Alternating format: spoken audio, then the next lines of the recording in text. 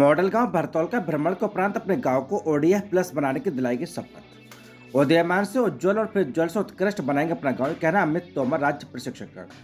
पूरा मामला उत्तर प्रदेश के बरेली जनपद क्षेत्र का, जहां पर उपनिदेशक पंचायत बरेली मंडल बरेली के कुशल मार्गदर्शन में जनपद बरेली में विकासखंड मझगवा और नवाबगंज के वित्तीय वर्ष 2024-25 में चयनित 53 ओडीएफ प्लस मॉडल ग्राम के ग्राम प्रधान, पंचायत सहायक एवं खंड प्रेरक एवं सफाई कर्मियों को 2 दिवसीय प्रशिक्षण के 23वें और 24वें बैच का समापन सरदार वल्लभ भाई पटेल पंचायत सचिवालय भरतौल में हुआ।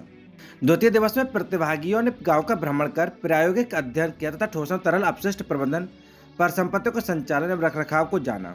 द्वितीय दिवस का शुभारंभ प्रथम दिवस के रिकैप और प्रश्नोत्तर से राज्य प्रशिक्षक अमित कुमार सिंह तोमर द्वारा कराए गए। तदुपरांत गांव का भ्रमण कर आरआरसी सेंटर पर 2 समूहों में प्रतिभागी पहुंचे और केचुआ की खाद के बारे में जानकारी ली। सूखा कचरा और गीला कचरा के बारे में जानकारी लेते हुए सोख्ता गड्ढा, फिल्टर चैम्बर आदि के बारे में प्रायोगिक अध्ययन किया। आरआरसी सेंटर भरतौल के भ्रमण उपरांत राज्य प्रशिक्षक अमित कुमार सिंह तोमर द्वारा अपने गांव को ओडीएफ प्लस बनाने की शपथ दिलवाई कि उदयमान से उज्ज्वल फिर उज्ज्वल से उत्कृष्ट बनाएंगे अपना गांव। राज्य प्रशिक्षक अमित कुमार सिंह तोमर द्वारा फिल्म चर्चा के माध्यम से ठोस और तरल अपशिष्ट प्रबंधन, परिसंपत्तियों को संचालन एवं रखरखाव को बहुत सरल भाषा में प्रतिभागियों ने जाना। मास्टर ट्रेनर योगेश चंद्र गंगवार, अंकुर भट्ट एवं अमित कुमार सिंह द्वारा 2 बैच में अलग अलग क्षेत्र भ्रमण के उपरांत पोस्ट टेस्ट तथा प्रश्नोत्तरी शंका समाधान के साथ दोनों बैच का समापन हुआ। ओडीएफ प्लस गांव बनाने के लिए चयनित ग्राम पंचायत के ग्राम प्रधान निदान सारी, तारिफ, श्यामाचरण, विनय कुमार, डालचंद, देवेंद्र कुमार, गेंदर लाल, हेतराम सागर, ओम प्रकाश, पंचायत सहायक नेपाल सिंह, अजय कुमार, काजल, श्वेता, सफाई कर्मी धर्मवीर, खंड प्रेरक पुष्पेंद्र कुमार, खेमेंद्र पाल आदि ने प्रतिभाग किया। इस अवसर पर भरतौल की प्रधान प्रवेश, समाजसेवी पूर्व प्रधान रीतराम, पंचायत सहायक ईशु सोनकर, आलोक सहित अन्य कर्मचारी अधिकारियों का विशेष सहयोग रहा। सच से कनेक्शन के लिए यूपी स्टेट ब्यूरो मैथिल नेमचा शर्मा की रिपोर्ट। डीएम ने मीरगंज सहित 4 एबीएसए के वेतन रोकने के दिए निर्देश। पूरा मामला उत्तर प्रदेश के बरेली क्षेत्र का, जहां पर जिलाधिकारी रविंद्र कुमार की अध्यक्षता में बेसिक शिक्षा विभाग द्वारा संचालित योजनाओं की समीक्षा बैठक की गई, जिनमें जनपद जर्जर विद्यालय भवन का ध्वस्तीकरण, तकनीकी मूल्यांकन व नीलामी की समीक्षा की गई, जिसमें विभिन्न विकासखंड में तकनीकी जांच मूल्यांकन निलंबित होने पर 1 सप्ताह में कराने के निर्देश दिए गए। बेसिक शिक्षा अधिकारी को खंड शिक्षा अधिकारी भूतपुरा, फरीदपुर, मीरगंज तथा मझगवा में ध्वस्तीकरण मूल्यांकन में शिथिलता बरतने के कारण वेतन रोकने के निर्देश दिए गए। स्मार्ट क्लास में टीवी स्क्रीन के ऊपर दीवार पर कागज पर प्रोजेक्ट जरिया लिखकर चस्पा करने तथा शिक्षकों को प्रोजेक्ट जरिया के बारे में जानकारी रखने के निर्देश दिए गए। आरटीई एक्ट की अवहेलना करने पर विद्यालय की मान्यता रद्द करने का भी प्रावधान है। जिन बच्चों का आधार कार्ड नहीं बना, उनके आधार कार्ड बनवाने तथा उन्हें डीबीटी का लाभ दिलाने के निर्देश संबंधित खंड शिक्षा अधिकारियों को दिए गए। खंड शिक्षा अधिकारियों से पीएम श्री योजना के अंतर्गत स्कूलों में नवीनतम तकनीक, स्मार्ट क्लास, विद्युत, खेल और आधुनिक अवसंरचना के बारे में जानकारी ली गई।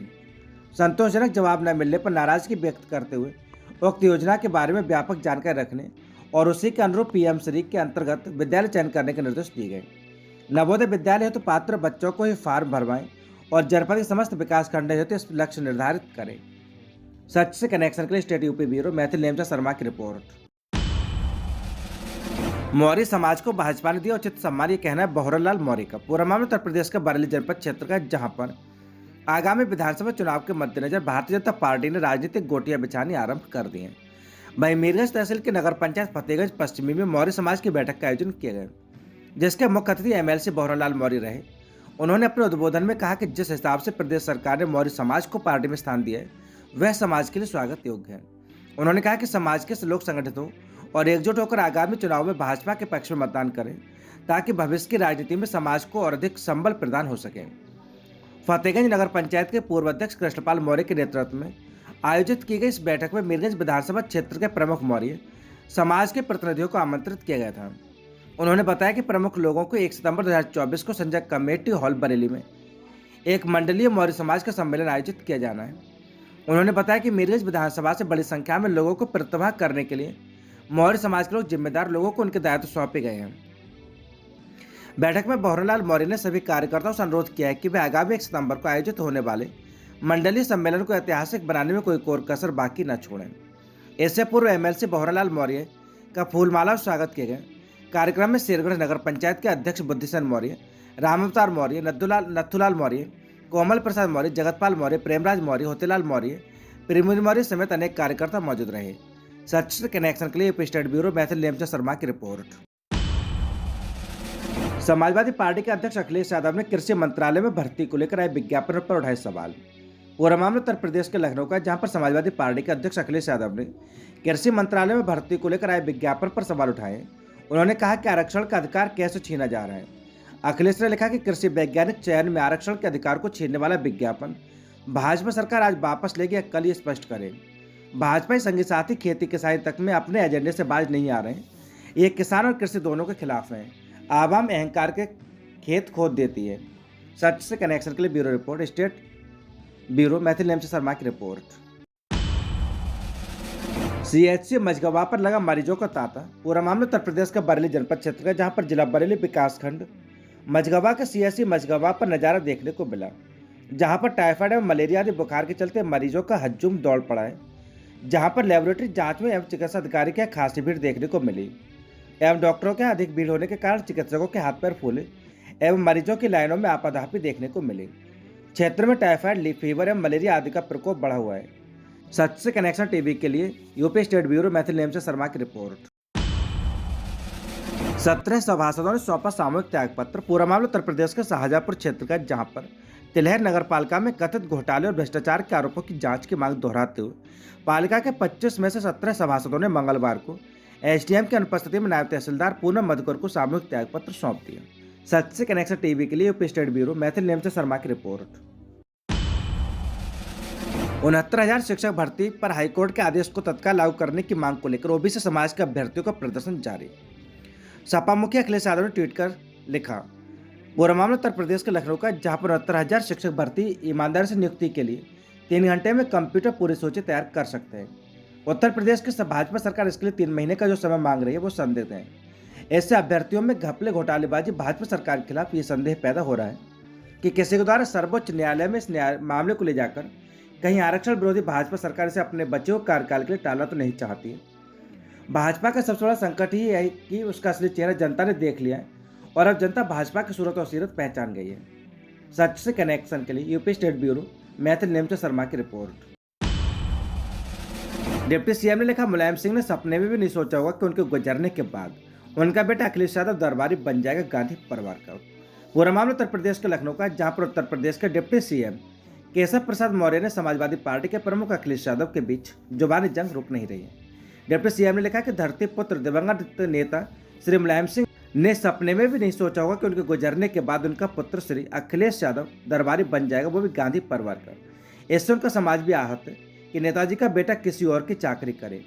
सच से कनेक्शन के लिए स्टेट ब्यूरो मैथिल नेम से शर्मा की रिपोर्ट। भारतीय किसान यूनियन अवध राजू गुप्ता संगठन के नेतृत्व में लोनी तहसील में 22 अगस्त 2024 को अनिश्चितकालीन धरना प्रदर्शन। पूरा मामला उत्तर प्रदेश के गाजियाबाद क्षेत्र का, जहां पर तहसील लोनी में पूर्व में दिए गए ज्ञापन पर कार्रवाई न होने के कारण होगा धरना प्रदर्शन। लोनी नगर पालिका परिषद के मजदूर, गरीब किसान व क्षेत्र निवासियों को उन्होंने सूचित किया कि लोनी नगर पालिका क्षेत्र की जन समस्या को लेकर उप जिलाधिकारी लोनी को कई बार ज्ञापन सौंपा जा चुका है, परंतु हर बार अधिकारी द्वारा झूठा आश्वासन दिया जाता है। लेकिन लोनी में जलभराव का मुद्दा हो या फिर नाली या गलियों का निर्माण कार्य, सब कुछ आधा अधूरा ही रह जाता है। अधिकारियों को बार बार क्षेत्र की समस्याओं से अवगत कराया जा चुका है, लेकिन अधिकारियों द्वारा कोई भी निस्तारण नहीं किया जाता, जिस विषय में भारतीय किसान यूनियन अवध राजू गुप्ता संगठन द्वारा लोनी क्षेत्र की समस्याओं को लेकर अनिश्चितकालीन धरना प्रदर्शन किया जाएगा। उन्होंने ज़्यादा से ज़्यादा लोगों से आने की अपील भी की है। सच से कनेक्शन के लिए UP state bureau Maithil name से शर्मा की रिपोर्ट। कोलकाता कांड पर सुप्रीम कोर्ट की 10 बड़ी टिप्पणियां। पूरा मामला नई दिल्ली का, जहां पर कोलकाता के आरजीकर अस्पताल में ट्रेनी डॉक्टर से हुई दरिंदगी मामले में मंगलवार को सुप्रीम कोर्ट में सुनवाई हुई। इस दौरान सुप्रीम कोर्ट ने पश्चिम बंगाल सरकार राज्य की प्रशासन व्यवस्था को लेकर कई सख्त टिप्पणियां की। सीजीआई की अध्यक्षता में हुई सुनवाई में कोर्ट ने पूछा कि आखिर मामले की एफआईआर में इतनी देरी क्यों की गई। अस्पताल में हुई तोड़फोड़ पर भी कोर्ट ने सवाल उठाए। पूरे प्रिंसिपल पर भी सख्त टिप्पणी की। आई जानते हैं क्या है। इस सुनवाई के दौरान सुप्रीम कोर्ट की 10 बड़ी टिप्पणी। नंबर 1, सुप्रीम कोर्ट ने कहा कि हर बार बलात्कार और हत्या होने पर देश की अंतरात्मा नहीं जागनी चाहिए। नंबर 2, यह केवल भयावह घटना नहीं बल्कि पूरे भारत में डॉक्टरों की सुरक्षा की कमियों को उजागर करता है। नंबर 3, सीजीआई ने कहा कि हम अस्पतालों की सुरक्षा व्यवस्था को लेकर चिंतित हैं। नंबर 4, कोर्ट ने कहा कि अगर महिलाएं काम पर नहीं जा सकती और सुरक्षित नहीं रह सकती तो हम उन्हें बुनियादी समानता से वंचित कर रहे हैं। नंबर 5, पीड़िता की पहचान उजागर होने पर चिंता जताते हुए कोर्ट ने कहा कि यह बेहद चिंताजनक है। नंबर 6, सीजीआई ने कहा कि प्रिंसिपल से आत्महत्या बताने की कोशिश की। माता पिता को सब देखने की इजाजत नहीं। नंबर 7, सीजेआई ने पश्चिम बंगाल सरकार और हॉस्पिटल प्रशासन को फटकार लगाई। कहा एफआईआर देर से क्यों दर्ज हुई, हॉस्पिटल प्रशासन आखिर कर क्या रहा था। नंबर 8, अस्पताल में हुई तोड़फोड़ पर सवाल उठाते हुए कोर्ट ने कहा कि पुलिस को घटनास्थल की सुरक्षा करनी चाहिए। आखिर 7,000 लोग वहां दाखिल कैसे हुए। नंबर 9, कोर्ट ने कहा कि वह सिर्फ हत्यारा नहीं बल्कि एक विकृत व्यक्ति है। कोर्ट ने प्रदर्शनकारियों पर सख्ती को लेकर भी पश्चिम बंगाल सरकार को फटकार लगाई। कोर्ट ने कहा कि शांतिपूर्ण प्रदर्शन को नहीं रोका जा सकता। नंबर 10, सुप्रीम कोर्ट ने आरजी करके पूर्व प्रिंसिपल की भूमिका पर भी सवाल उठाए। पूछा कि आखिर प्रिंसिपल कर क्या रहे थे, उन्हें इतनी देर से पूछताछ के लिए क्यों बुलाया गया, उन्होंने ऐसी निष्क्रियता क्यों दिखाई। सच से कनेक्शन के लिए ब्यूरो रिपोर्ट।